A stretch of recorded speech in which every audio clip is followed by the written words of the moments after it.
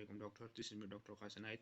आज हम genetic disorders पढ़ेंगे, जिसमें सबसे पहले है सिस्टिक फाइब्रोसिस। सिस्टिक फाइब्रोसिस में क्या होता है कि डिफेक्ट होता है CFTR जीन में, जो क्रोमोसोम नंबर 7 पे मौजूद CFTR जीन है उसमें हो जाती है डिफेक्ट, और ये ऑटोसोमल कंडीशन है।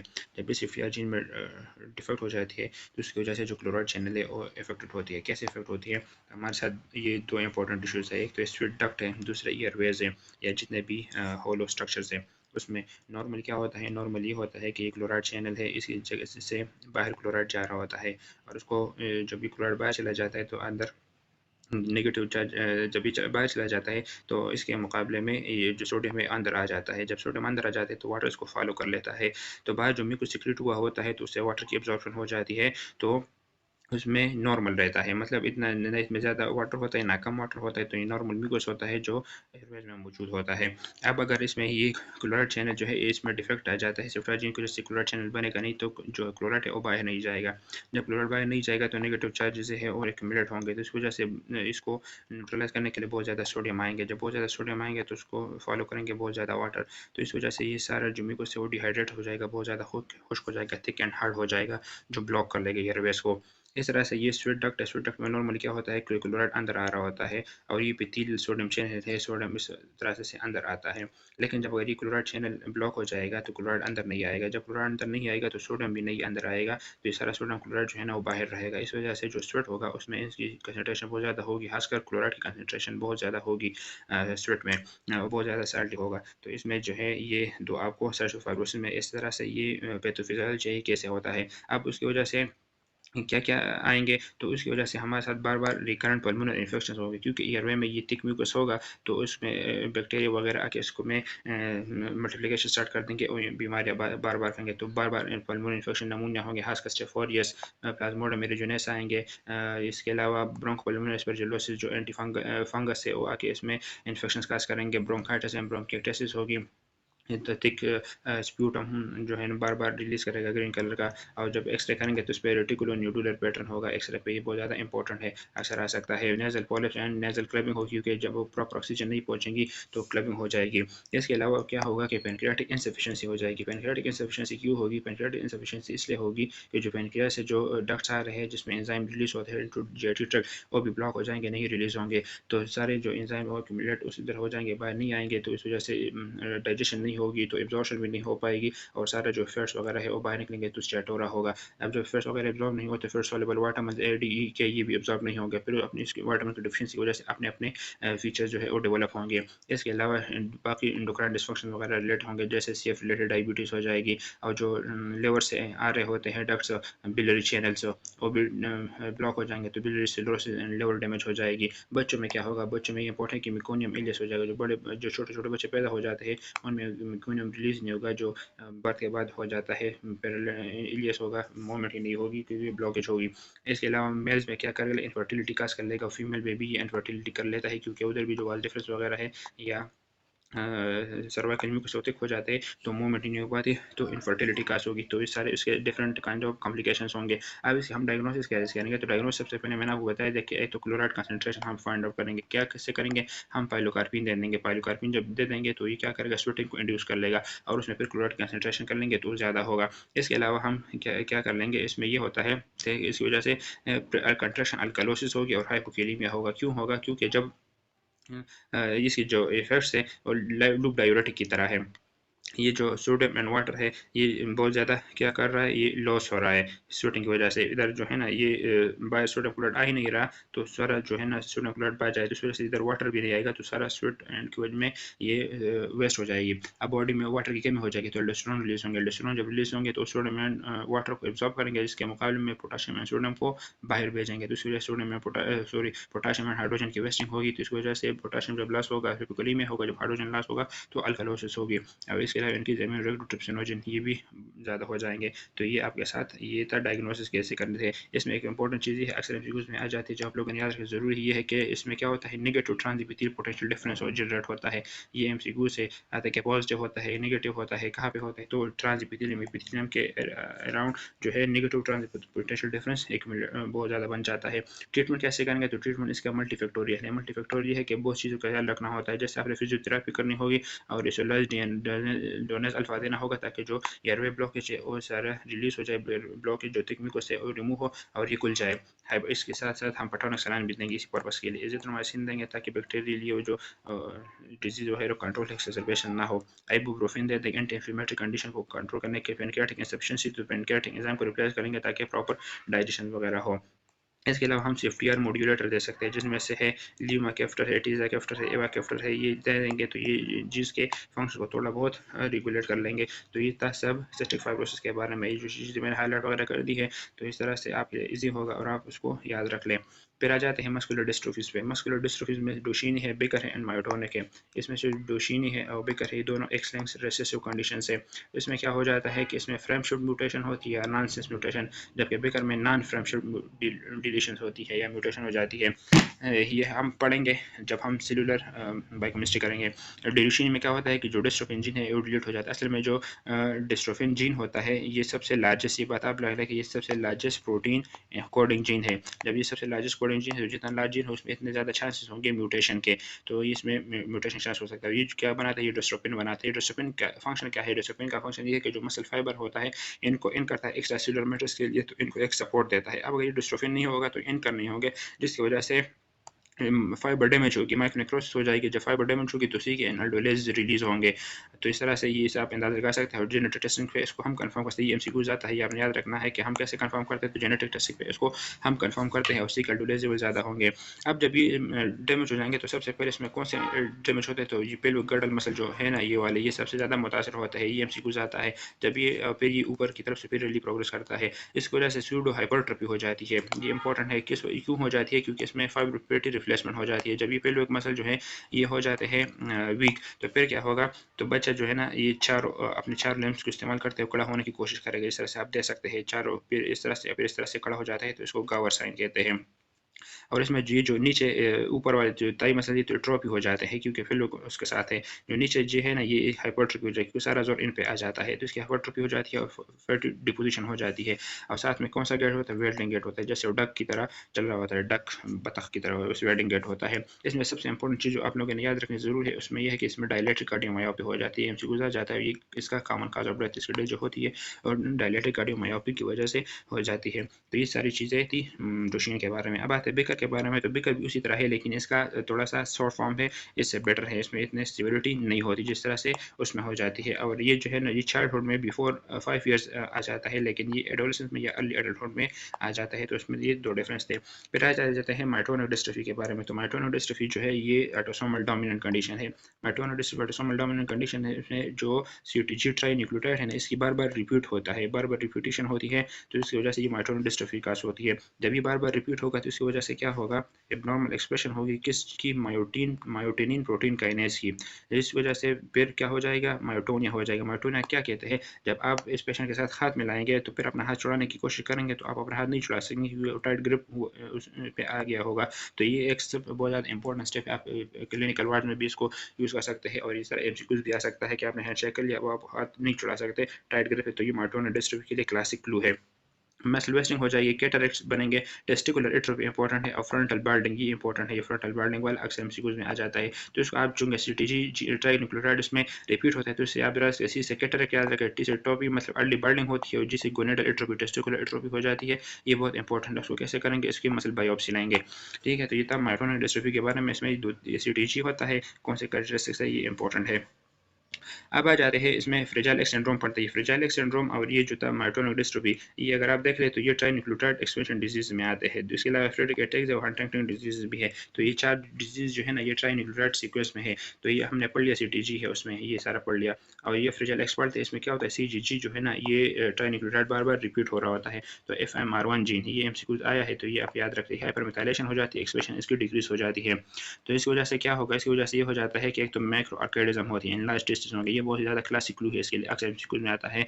और इसके अलावा लार्जा होंगे, इवर्टेड ईयर्स होंगे, ये याद रख लें। माइट्रल वाल प्रोलेप्स, ये आपके साथ MCQ होगा कि बच्चा है उसमें आपने जब स्कल्टेशन कर ली थी, लार्जा है, लॉन्ग फेस है, ये माइक्रोरेजम का वर्ड नहीं दिया होगा आपको, दिया होगा जब आपने उसका स्कल्टेशन कर ली तो आपको क्लिक नजर आया, ये क्लिक और ये मल्टीपल प्लस में ये क्लिक होता है ना ये तो ये उसमें जब हम अस्कल्टेशन करते हैं तो इसे भी दिया होगा। तो आप बताइए क्या हो सकता है। तो आपके जहन में फ्रेजाइल लेग सिंड्रोम का आना ज़रूरी है। इसके अलावा हाइपरमोबाइल जॉइंट होंगे इंपॉर्टेंट चीज़ में ये है सेल्फ म्यूटिलेशन होती है। ये सेल्फ म्यूटिलेशन लिशनेहियान सिंड्रोम में भी होती है, ये हम आगे जाके पढ़ेंगे। तो इस दोनों को आपने फिर कंफ्यूज नहीं रखना। इसमें इंपॉर्टेंट क्या चीज़ है, इंपॉर्टेंट ये चीज़ है कि ये सबसे common inherited cause of intellectual disability है। ये इंपॉर्टेंट एमसीक्यूज है। अब इसमें लिखा भी है और आपको पता भी होगा कि डाउन सिंड्रोम भी तो सबसे मोस्ट कॉमन जेनेटिक काज है इंटेलेक्चुअल डिसेबिलिटी का। लेकिन इसमें थोड़ा सी डिफरेंस है, जो डाउन सिंड्रोम में ये स्पोरेडिक है जबकि ये है इनहेरिटेड। इनहेरिटेड का मतलब ये है कि जनरेशन टू जनरेशन पास होता है, इनहेरिटेंस इसकी होती है, इनहेरिटेड डिजीज है। जबकि डाउन सिंड्रोम इनहेरिटेड नहीं है, ये स्पोरेडिक है, बस आ जाता है किसी जनरेशन में। ठीक है ना। तो ये आपने याद रखें, ये स्पोरेडिकली मोस्ट कॉमन है और जो फ्रेजाइल है ये इनहेरिटेडली बहुत ज़्यादा कॉमन है। इसके अलावा ये दो माइटोकॉन्ड्रियल डिजीज और रेट सिंड्रोम में, रेट सिंड्रोम अगर पढ़ लेते हैं, रेट सिंड्रोम में आपको सिर्फ इतना ज़्यादा समझने की जरूरत नहीं है। इंपॉर्टेंट चीज़ में ये है कि इसमें ये होता है कि नॉर्मल होता है बच्चा, जो इनिशियल होता है ना सिस्टम में, इसमें बिल्कुल नॉर्मल डेवलप होती है। फिर उसके बाद क्या हो जाता है, फिर उसके बाद इसकी रिग्रेशन हो जाती है। जितने भी उसने स्किल्स सीखे होते हैं, motor verbal and cognitive abilities, वो सारे रिवर्स डायरेक्शन में चले जाते हैं, कमज़ोर हो जाता है और इट सीजर होते हैं। तो ये आपको याद रखना जरूरी है। बाकी इसमें कुछ खास नहीं है और ये मेल्स में बिल्कुल लीथल होता है, फीमेल में ये आ जाते हैं।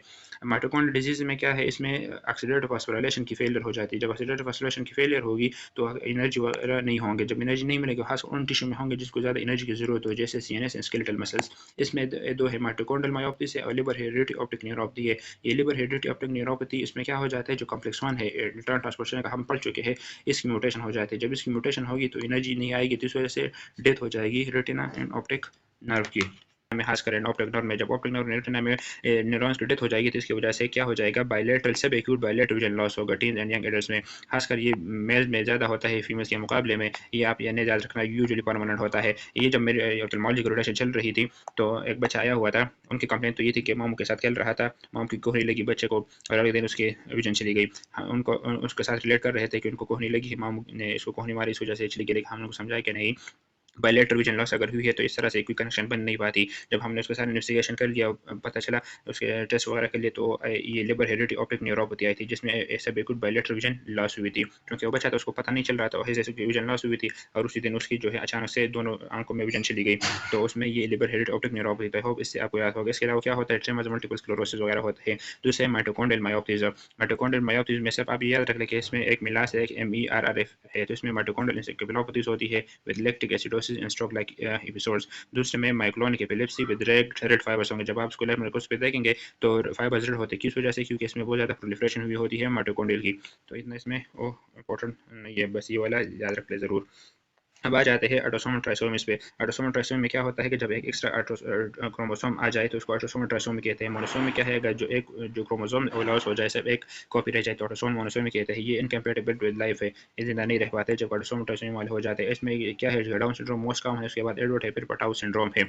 अब अगर आ जाते हैं डाउन सिंड्रोम के बारे में पढ़ लेते हैं, तो डाउन सिंड्रोम आपने पढ़ा भी होगा। इसमें क्या होता है, इसमें ये देख ले, इफिकेंटी फोर्स होते हैं अब स्टार्टिंग, ये इस तरह से बाहर की तरफ फ्लूर प्रेशर जा रहे होते हैं, छोटे छोटे से एयर्स होते हैं। फेस जो भी होता है बिल्कुल फ्लैट होता है। नेजल ब्रिज जो है और डिप्रेस हुई होती है, शॉर्ट नेक होता है इनका। उनको अगर इस पे देखें तो सिंगल पाल्मर क्रीज होता है और इनके दरमियान बहुत ज़्यादा स्पेस होता है। और इस पे देखें ब्रश फील्ड छोटे छोटे ये स्पॉट्स आपको नजर आएंगे। तो ये था, लेकिन इसमें सबसे इंपॉर्टेंट चीज़ जो आपने MCQ पॉइंट ऑफ व्यू से याद रखनी है, और मैं आपको बता देता हूँ, इसमें सबसे ये है कि ये हर्शमोन डिजीज जो बच्चे होते हैं और डाउन सिंड्रोम वाले अक्सर होते हैं। दूसरे इसमें जो कंजेनिटल डिजीज होता है तो ये AVSD आपने याद रखना है, एट्रियोवेंट्रिकुलर रिसेप्टर डिफेक्ट, ये अक्सर मोस्ट कॉमन होता है। दूसरा इसमें यह है कि अर्ली ऑनसेट अल्जाइमर डिजीज उनमें होती है और increase scope AML and ALL, acute myeloid lymphoma और लिम्फोब्लास्टिक लिम्फोमा इनमें ज़्यादातर होते हैं। तो ये MCQ पॉइंट से ये चीज़ आपने याद रखनी है, बाकी तो आपको याद होते हैं। और सबसे इंपॉर्टेंट इसमें ड्यूडेनल एट्रीज है, ये भी आप अपने साथ याद रख लें। डिफरेंट काइंड ऑफ MCQ आते हैं, तो MCQ पॉइंट ऑफ व्यू से ये बहुत ही ज़्यादा इंपॉर्टेंट टॉपिक है। इसके अलावा इसमें हम क्या कर रहे होते हैं, टेस्ट करते हैं। तो कौन सा टेस्ट करते हैं, तो हम फर्स्ट ट्राइमेस्टर में न्यूक्लियर ट्रांसल्यूसेंसी देखते हैं। न्यूक्लियर ट्रांसल्यूसेंसी इंक्रीज भी होगी और इसमें क्या होगा, हाइपोप्लास्टिक नेजल ब्रिज होता है। तो ये याद रखना है इंपॉर्टेंट। अगर मार्कर्स देखेंगे तो डिफरेंट काइंड ऑफ मार्कर्स इधर आप देख भी सकते हैं। बीटा HCG है, PA है, इसके अलावा इनहिबिन है, स्ट्रायोल भी है। तो मैं सबसे आसान करके आपको बता देता हूँ कि इनमें सबसे पे जो बीटा HCG और इनहिबिन ये इंक्रीज होकर बाकी जितने भी मार्कर्स होंगे चाहे कोई भी ट्राइमेस्टर हो वो डिक्रीज होते हैं। आप देख भी सकते हैं सिर्फ इनहिबिन और HCG ये इंक्रीज होंगे, बाकी सब डिक्रीज होता है। तो MCQ अगर आपके पास आता है तो आपके पास ये याद रखना आसान होगा। ये 6 दिए गए हैं जो मैंने आपको बता दिए, वही सारी चीज़ें जो मैंने इधर आपको मेंशन कर दी उसी में बताए गए हैं जो इंपॉर्टेंट है MCQ पॉइंट से व्यू से आ जाते हैं। इसमें एक और MCQ पॉइंट ऑफ व्यू से जो चीज़ें अहम इंपॉर्टेंट है वो आ जाती है, उसमें ये है कि इसका मैकेनिज्म क्या है। तो सबसे पहले 95% केस में तो मियोटिक नॉन डिसजंक्शन होती है, मियोटिक नॉन डिसजंक्शन होती है कॉमनली मियोसिस में, लेकिन इसके अलावा अनबैलेंस रोबर्टसोनियन ट्रांसलोकेशन भी होती है। ये क्या चीज़ है हम आगे पढ़ेंगे। और इसके अलावा पोस्ट फर्टिलाइजेशन माइटोसिस होती है, लेकिन इसमें MCQ आता है, हमारे पेपर में भी इसमें MCQ आता है, या रोबर्टसोनियन ट्रांसलोकेशन ये इसमें होती है। लोगों को तो मियोटिक नॉन डिसजंक्शन का पता होता है लेकिन इसका पता नहीं होता, तो ये भी एक चीज़ है जिसमें हो जाती है, रोबर्टसोनियन ट्रांसलोकेशन होती है। मैं आपको पढ़ा भी देता हूँ इधर से, आसानी होगी। रोबर्टसोनियन ट्रांसलोकेशन में होता क्या है, असल में ये दो फॉर एग्जाम्पल कॉपीज़ है, ये नॉर्मल प्रिकर्सर है। तो इसमें क्या हो जाता है, इसमें सबसे मोस्टली कॉमन होता है एक्रोसेंट्रिक क्रोमोसोम। एक्रोसेंट्रिक क्रोमोसोम क्या होते हैं, फॉर एग्जाम्पल ये क्रोमोसोम है, तो ये जो सेंट्रोमेर है अगर ये एंड के करीब हो तो ये एक्रोसेंट्रिक, एक तरफ लॉन्ग होता है दूसरी तरफ शॉर्ट होता है, तो इसको एक्रोसेंट्रिक सेंट्रोमेर कहते हैं।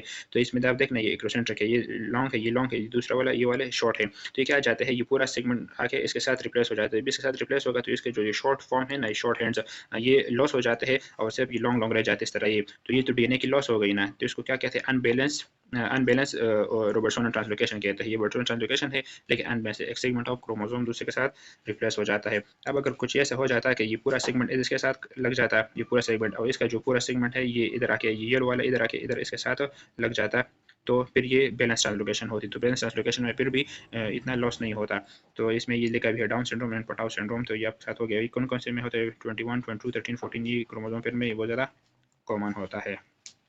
अब दूसरा है एडवर्ड सिंड्रोम। एडवर्ड सिंड्रोम में क्या होता है, एडवर्ड सिंड्रोम के लिए निमोनिक प्रेंस है, आप याद रख ले निमोनिक प्रेंस है। इसमें क्या होता है, इसमें प्रोमिनेंट ऑक्सीपिट होता है, जो पीछे ऑक्सीपिट होता है ये बहुत ज़्यादा प्रोमिनेंट होता है।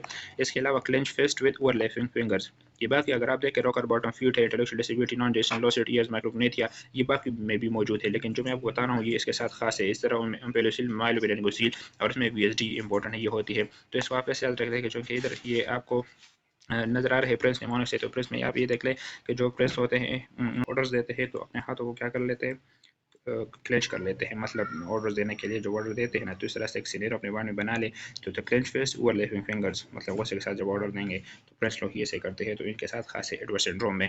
अब ये होता किधर है, तो ये कैसे एज में होता है, 18 एज में, जो इलेक्शन वाला एज है, फॉर एग्जाम्पल प्रेस सब जो है इलेक्शन के लिए खड़े हो रहे, तो एज 18 इनमें ज़्यादा कॉमन होता है। ये डाउन सिंड्रोम के बाद इसका बारी आती है, मोस्ट कॉमन है। पटाउ सिंड्रोम की अगर बात करें तो इसमें क्या होता है, इसमें जो इंपॉर्टेंट चीज़ें हैं माइक्रोप्थेल्मिया, इसमें माइक्रोप्थेल्मिया होता है और माइक्रोसेफेली होती है। इसके अलावा होली फ्रोजन सेफेली, जो मिड लाइन स्ट्रक्चर्स होते हैं ना उसमें डिफेक्ट होता है, जिससे लेफ्ट एंड फेलेट हो जाएगा। और इंपॉर्टेंट चीज़ में पॉलीडेक्टरी है, अगर आप समझ जाते हैं पॉलीडेक्टरी तो ये इसमें बहुत ज़्यादा कॉमन है। क्यूटस एप्लेजिया और बाकी पेलोसिल वगैरह सारी चीज़ें रोकर बॉटम फ्यूट दोनों में कॉमन है। और ये होता है पटाउ प्यूबर्टी आती है एज 13, तो इसके साथ है। और मिड लाइन डिफेक्ट इसमें होता है क्योंकि प्रिकॉर्डल मेसोडर्म में डिफेक्ट हो जाता है, फ्यूजन नहीं होती। तो ये जो मैंने इंपॉर्टेंट चीज़ बताई इससे आप याद रख सकते हैं। इसमें मैंने आपको ये क्लेंच फेस का बताया, तो ये इंपॉर्टेंट सीक्वेंस आ सकता है। और इसमें पॉलीडेक्टली और माइक्रोप्थेल्मिया ये इंपॉर्टेंट चीज़ है। तो आपको ये समझ आ गई होगी। अब ये रोबर्टसन ट्रांसलोकेशन तो पढ़ लिया था। ये जेनेटिक डिसऑर्डर जितने भी हैं यहाँ में पढ़ते हैं। क्रायोडुचेट सिंड्रोम में क्या होता है, क्रायोडुचेट सिंड्रोम में याद रखें क्राई ऑफ द कैट, क्रायोडुचेट का मतलब क्राई ऑफ द कैट। इसमें जो क्रोमोसोम नंबर 5 है इस पर शॉर्ट आर्म की डिलीशन हो जाती है। जब ये डिलीशन होगी तो उसकी वजह से क्या होगा, इसकी वजह से हो जाती है माइक्रोसेफेली होगी, इंटेलेक्चुअल डिसेबिलिटी होती है, हाई पिच क्राइंग, ये इंपॉर्टेंट है, हाई पिच क्राई होता है। और कार्डियक नॉर्मलिटी VSD, तो इससे अब I cry when I am very sad, तो क्रायोडुचेट ये इनअप्रोप्रिएट लाफ्टर हमने पढ़ा था एंजलमैन सिंड्रोम में होता है। ये हाई पिच क्राई है तो ये क्रायोडुचेट में होता है, इसके इंपॉर्टेंट क्लू है तो आपने ये याद रखना है। विलियम सिंड्रोम है, विलियम सिंड्रोम में क्या होता है, इसमें क्रोमोसोम नंबर 7 जो है ना इसकी लॉन्ग आर्म, उधर शॉर्ट आर्म था क्रोमोसोम 5, इधर लॉन्ग आर्म क्रोमोसोम 7 है। ये इंपॉर्टेंट MCQs पॉइंट है, ये आप याद रखिए, MCQs नंबर आ जाते हैं। उसमें क्या होता है, इसमें होता ये है कि इसमें एल्फिन फेसेस होते हैं। Important extreme friendliness with strangers, ये इंपॉर्टेंट क्लू है, ये आपने याद रखना है। और कार्डियोवास्कुलर प्रॉब्लम ये सुप्रावैल्वुलर एओर्टिक स्टेनोसिस, ये बहुत ही ज़्यादा इंपॉर्टेंट है। इसमें रीनल स्टेनोसिस भी हो रहा है, पल्मोनरी स्टेनोसिस भी हो रहा है, लेकिन सुप्रावैल्वुलर है ना ये बहुत ज़्यादा MCQs पॉइंट है। अक्सर आ जाता है कि आपके साथ एक बच्चा खेल रहा था तो उसको अक्सर डिस्पने शुरू हो जाता है और वो बेहोश हो जाता है। और जब हमने इसकी इन्वेस्टिगेशन की तो जो एओर्टिक था उसकी स्टेनोसिस हो चुकी थी, तो किस तरफ इशारा कर रहा है, तो विलियम सिंड्रोम आपके ज़हन में एक आना चाहिए। इसमें सुप्रावैल्वुलर एओर्टिक स्टेनोसिस होती है। और ये क्यों होती है, इसमें ये MCQ आया है क्योंकि ये जो क्रोमोसोम लॉन्ग आर्म है 7 पे, ये इलास्टिन जीन के लिए है, तो इसमें इलास्टिन जीन की डिफेक्ट होता है, तो ये MCQ भी आता है। ये पूछा जाता है कि इसमें की वजह से कौन सा होता है, सुप्रावैल्वुलर स्टेनोसिस होता है या सुप्रावैल्वुलर स्टेनोसिस है तो कौन सा जीन डिफेक्ट है, तो ये होता है। तो ये MCQ स्मार्ट है, ये आपने ज़रूर याद रखें। इस तरह एक्सट्रीम फ्रेंडनेस एंड एनाफिलिप्सिस डिसऑर्डर। अब ये जो है डिजेनेरेटिव डिसऑर्डर, इसमें जो आप इस इधर याद रखने की ज़रूरत नहीं है। हम जो हमने इधर पढ़ लिया वो आपको याद हो गए, बाकी जो अपने अपने चैप्टर में आएंगे उधर आप याद करेंगे तो आपके लिए ईजी होगा। अभी याद करने की ज़रूरत नहीं कि आप इस तरह से याद कर ले। फॉर एग्जाम्पल हमने ये पढ़ लिया क्रोमोसोम नंबर 5 पे क्रेडोचर्ट हमने पढ़ लिया, इधर क्रोमोसोम पे अभी विलियम सिंड्रोम पढ़ लिया हमने, 13 पे पटाव सिंड्रोम पढ़ लिया, 15 पे हमने फ्रेडरविल एंजलमैन सिंड्रोम पढ़ा था। सही है। इस तरह हमने 21 पे डाउन सिंड्रोम पढ़ लिया, और एक्स पे ये फ्रेजाइल एंड टर्न, ये हम इस चैप्टर में पढ़ लिए। बाकी जब अपने अपने चैप्टर आएंगे तो पढ़ लेंगे। तो ये सब कुछ था। अल्लाह हाफिज़।